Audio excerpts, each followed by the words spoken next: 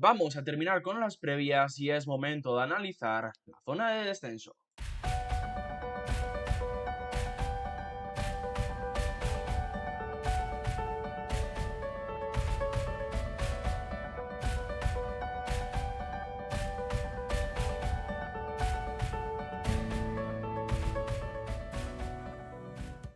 Un saludo y bienvenidos a un nuevo vídeo aquí en el canal y a la última previa que vamos a hacer de Primera División. El jueves tuvisteis aquí en el canal la previa de esos equipos que van a competir en competiciones europeas. En el día de ayer pudisteis encontrar los de la zona media, que alguno de ellos entiendo que clasificará a Europa, y en el día de hoy vamos con los 6 últimos equipos que nos faltan, que son a priori los que van a estar en la pelea por el descenso.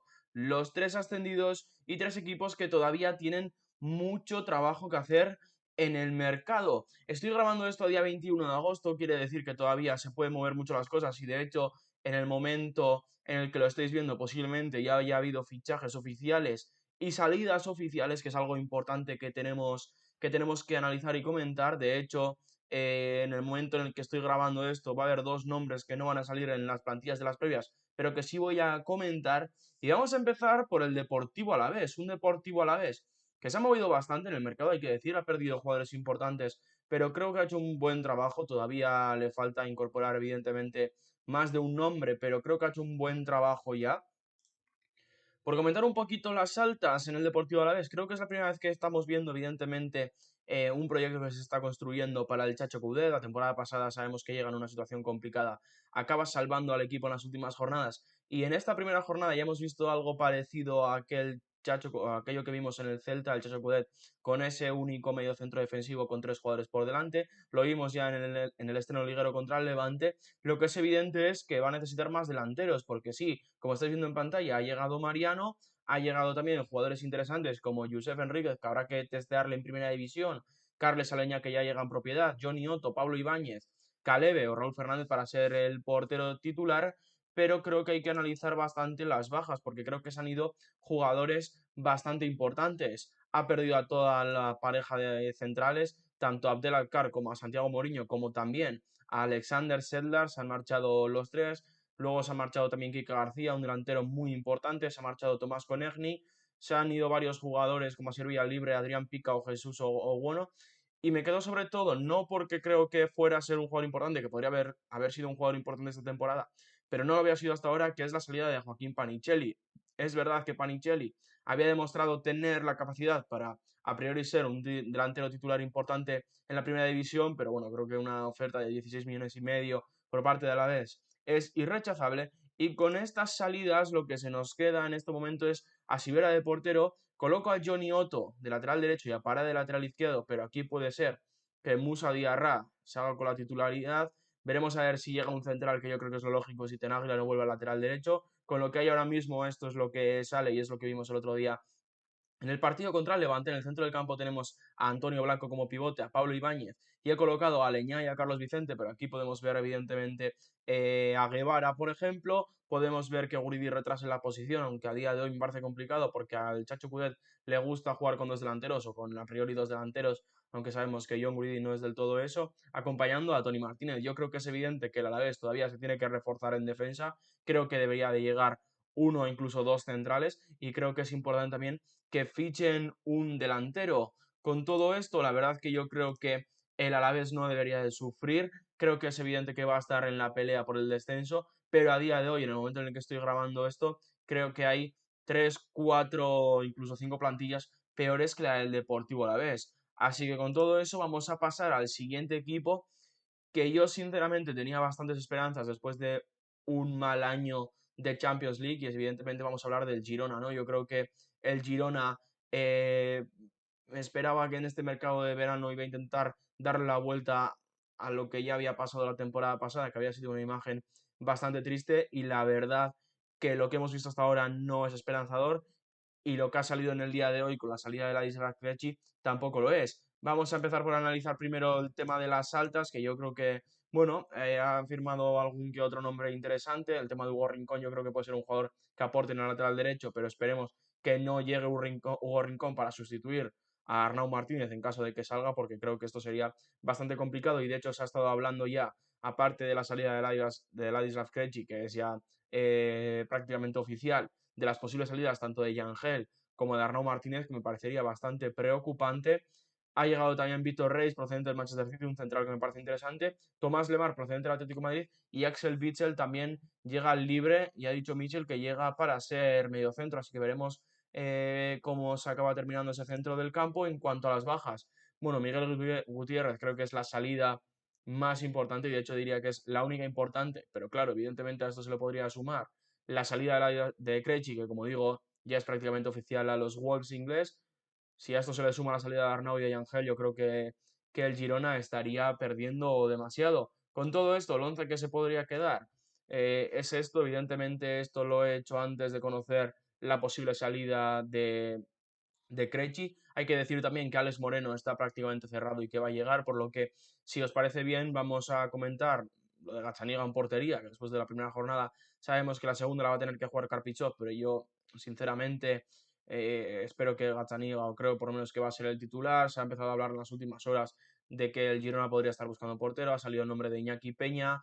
Bueno, veremos a ver, pero yo creo que Gazzaniga va a seguir siendo titular. Coloco a Arnau en un lateral y en el otro lateral vamos a colocar directamente a Alex Moreno para que Víctor Reis y Daley Blind sean los centrales. Iván Martín y Yangel en el centro del campo. Yo creo que si se queda Yangel va a ser titular. Por delante coloco a Lemar. Hubiera colocado a Asprilla, que es lo que hizo Mitchell en la primera jornada, pero la verdad que no me gustó nada el partido de Asprilla y creo que Lemar cuando entró funcionó bastante bien con Sigankov y Joel Roca en banda. Sigankov, otro nombre que está sonando para salir, y arriba Cristian Stuani. La verdad que lo tengo que comentar. Con el Girona quiero esperar un poquito porque creo que se va a mover en el mercado. Yo no creo, sinceramente, que la plantilla se vaya a quedar así a Mitchell, porque si no, cuidado con el descenso del Girona. El tema de Claudio Echeverri, que parecía que podía llegar y hubiera sido un puntito a favor, al final ha acabado llegando al Bayer Leverkusen. Pierde bastante el Girona aquí. Y sinceramente quiero esperar a que termine el mercado bueno, para hacer una predicción real, porque creo que va a depender mucho, muchísimo de hecho, de lo que incorpore y sobre todo también de lo que pueda salir. Al igual que va a pasar esto en el Sevilla, un Sevilla que en el día de hoy hemos conocido, hoy por la mañana hemos conocido la salida ya oficial de Loic Badé, hemos conocido también que Juanlu parece ya tenerlo cerrado en Nápoles y hemos conocido un interés del Nottingham Forest en Carmona. Así que bueno, vamos a empezar por tratar un poquito las altas, que no son muchas, que ya sabemos que el Sevilla tiene una situación complicada en cuanto al límite salarial y que va a necesitar vender para poder llegar, para firmar llegadas. De hecho, ninguno de estos tres jugadores estuvieron inscritos en la primera jornada, algo que es bastante preocupante. Ha llegado Odysseas Vlachodimos, en mi opinión, para ser titular procedente del Newcastle. Ha llegado también Alfon González, algo que ya conocíamos, y Gabriel Suazo, que también ha llegado libre procedente del Toulouse. En cuanto a las bajas, a día de hoy solo podemos contar con estas, con la de Loic Badé, que es oficial al Bayer Leverkusen, lo de Suso al Cádiz, y Rafa Mir, que ha salido cedido al Elche. A esto se le pueden sumar, como decía, tanto la salida de Juanlu como la salida de Carmona. Por lo tanto, con esto, y yo ya conociendo que Juanlu era prácticamente oficial, he colocado a Carmona en el lateral derecho, pero claro, hemos conocido en el día de hoy ese interés del Nottingham Forest. De hecho, se hablaba de que el Sevilla había acertado ya la oferta de algo más de 10 millones. El que todavía no lo tiene claro es José Ángel Carmona. Coloco a Andrés Castrín y a Quique Salas en la pareja de centrales porque a día de hoy es lo único que tiene. Marcao y Nianzú son dos incógnitas. Y en el lateral izquierdo, pues colocamos a Pedrosa, o veremos a ver quién es el que ocupa ese lateral izquierdo. El centro del campo, bueno, pues un poco continuista con lo que vimos en la primera jornada, con Gudel, Agumé y Sou. Tampoco tiene muchas más variantes el Sevilla. Luque Bacchi en una banda, que veremos a ver si sale o no, Juke en la otra, y Acor Adams, que me parece una de las mejores noticias de este Sevilla. La verdad, y tengo que comentarlo, la situación del Sevilla me parece complicada. Creo que acabará firmando varios jugadores y acabará haciendo una plantilla más competitiva de lo que es ahora, sobre todo porque me parece sangrante lo de la línea defensiva. Por hablar un poco de lo que necesita, yo creo que va a tener que fichar un lateral derecho mínimo, va a tener que fichar un central mínimo y a partir de ahí esperar a situaciones de mercado bueno, que puedan llegar a ser interesantes. Y después de analizar estos tres equipos, pues vamos a ir con esos equipos recién ascendidos a la primera división y vamos a empezar por uno que tiene una situación muy complicada económicamente también, que es el Levante Unión Deportiva. Voy a ir directamente con las altas porque han sido muchas. De hecho, alguna no me ha entrado en la plantilla, como la de Iker Losada, que ha sido oficial en el día de hoy por la mañana también.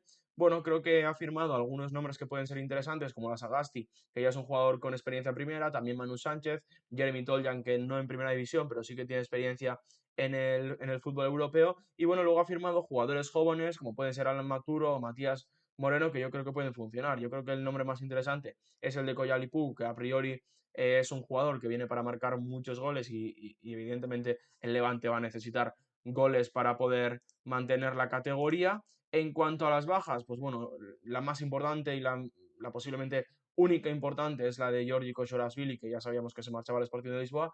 También podemos contar la salida de Andrés Fernández, que había sido el portero titular la temporada pasada, o la de Vicente Iborra, que se ha retirado. Con todo esto, bueno, pues el equipo que se queda es un poco lo que vimos el otro día en Mendizorroza, con Pablo Campos o Pablo Cuñal, como le queráis llamar, en portería, Jeremy Toljan y Pablo Sánchez en los carrileros. Veremos a ver quiénes son los tres centrales titulares, porque ni Alan Maturro ni Matías Moreno llegaron sanos al primer partido, así que bueno, veremos a ver quiénes son los que ocupan esas tres posiciones. Por delante, lo lógico es que Ola Sagasti acompañe a Pablo Martínez, pero Ola Sagasti tampoco pudo estar en la primera jornada. Carlos Álvarez y Roger Burga en banda y Coyalipú como delantero centro. La verdad, sinceramente, no quiero engañar a nadie. La plantilla del Levante creo que está construido bajo mínimos, creo que es un equipo que va a sufrir una barbaridad. De hecho, si queréis pasaros a las predicciones que hicimos con ahí el otro día en el canal, hay pocas esperanzas con este equipo, sinceramente yo no tengo ninguna, creo que es la plantilla más floja, creo que va a tener que tirar mucho de defender bien, de meterse atrás y aprovechar las oportunidades y sobre todo de que jugadores fichajes como el de Coyalipu le puedan funcionar, pero bueno, tengo que decir sinceramente que la esperanza que tengo con el Levante es bastante poca. Algo más de esperanza tengo con el Elche porque creo que se ha movido bien y creo que todavía se va a poder mover más. Y si os parece, vamos a ir directamente ya a ver las altas. Federico Redondo, que ha llegado procedente del Inter de Miami. Álvaro Rodríguez, que ha llegado procedente del Real Madrid. Martín Neto, que es un jugador que me gusta bastante y creo que va a poder rendir en el centro del campo del Elche. Luego nombres como el de Rafa Mir y como el de Andrés Silva, que veremos a ver cómo salen, pero bueno, ya es en mi opinión, un golpe encima de la mesa que un equipo como el Elche pueda firmar a un jugador como Andrés Silva, Germán Valera, que ya lo vimos hacer maravillas tanto la temporada pasada como en la primera jornada, y Leo Petrot, que ha llegado procedente del San Etienne francés. En cuanto a las bajas, bueno, yo creo que hay que comentar dos, incluso podríamos comentar tres, que son importantísimas. La de los Nicos, tanto Nico Fernández como Nico Castro, que eran dos jugadores indispensables en el equipo, y la de José Salinas, que bueno, creo que ha dejado un huequito en el lateral izquierdo. Con todo esto y con estas bajas que son importantes y que no podemos dejar pasar, bueno, el posible 11 que se nos queda a día de hoy lo voy a dibujar con muchas dudas porque veremos a ver si con la llegada de Rafa Mir y Andrés Silva y con algún nombre más que está sonando, hacia dónde acaba tirando de Sarabia. Lo que vimos en la primera jornada es un 4-3-3, así que yo voy a dibujar eso, pero con bastantes dudas, sobre todo por los nombres. Creo que Dituro va a ser el portero titular, aunque está sonando bastante Dimitrievski en las últimas horas y se habla de que el Elche ha preguntado por una posible cesión. Álvaro Núñez y Petrote en los laterales y a Fem Gruber y Vigas en la pareja de centrales. Federico Redondo yo entiendo que llegará para ser titular, aunque no lo fue en la primera jornada. Con Rodri Mendoza y Aleix Febas por delante, yo creo que aquí el Elche tiene todavía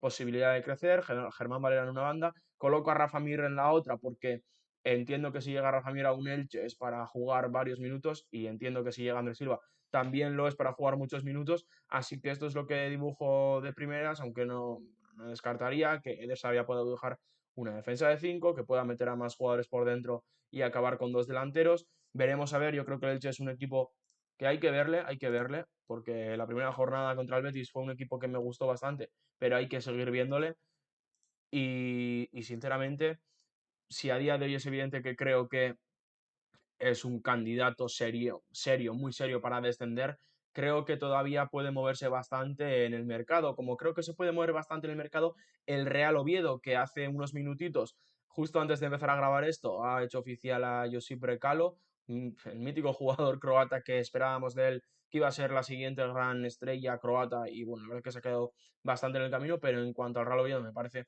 un nombre interesante, así que vamos a ir a analizar las altas porque han sido bastantes, la verdad, y creo que hay alguna bastante interesante, como Luka Ilic, que su primer partido no fue del todo bonito, pero creo que es un jugador que puede rendir.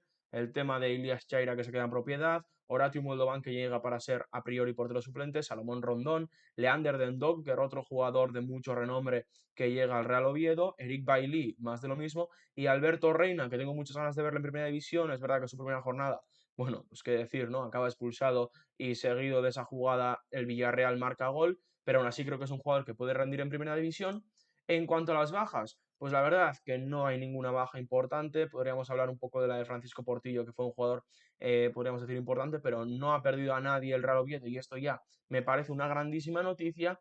Y en cuanto al posible 11, bueno, colocaremos a Ross Candel en portería con Nacho Vidal y por ahora Raheem Alassane en el lateral izquierdo, aunque todo apunta a que el Oviedo se va a reforzar en esta posición. Eric Bailly con David Costas en una posición en la que yo creo que también se debería de reforzar porque David Costas gustándome, creo que puede quedarse un poquito corto para Primera División y Eric Bailly veremos a ver cómo está sobre todo físicamente. El centro del campo coloco por ahora Quasi Sibo a Colombato, que todavía se tiene que recuperar, y a Luka Ilic, aunque aquí evidentemente puede entrar Alberto Reina, puede entrar Leander de Donker. En bandas, Hassan y Lias Chaira creo que son los dos mejores jugadores del Oviedo, aunque ahora con la llegada de Brecalo se pueden turnar. Y arriba colocamos a Salomón Rondón. Yo creo que el Oviedo necesita un central de garantías, un central que sepamos que va a estar sano toda la temporada y que va a ser, que va a dejar un grandísimo rendimiento, porque a mí Donker como central no me termina de convencer. Creo que se puede reforzar en las bandas, tiene que reforzar el lateral izquierdo y no descartaría que intente fichar un delantero centro. Sé que tiene varios ya en esa posición, pero Salomón Rondón eh, no sé si va a estar como para disputar las 38 jornadas. Los suplentes no me terminan de convencer, así que aquí yo creo que el Oviedo va a esperar a una oportunidad de mercado. Y con todo esto, pues acabamos la sección de las previas. Ayer tuvisteis el de esa pelea por Europa, hoy tenéis el descenso. En pocos días podréis ver las predicciones de segunda división. Así que bueno, si os ha gustado el vídeo, si os ha servido para ubicaros un poquito, dejar un like, suscribiros al canal, activar la campanita, como siempre os decimos, y nosotros simplemente nos vemos en el próximo vídeo.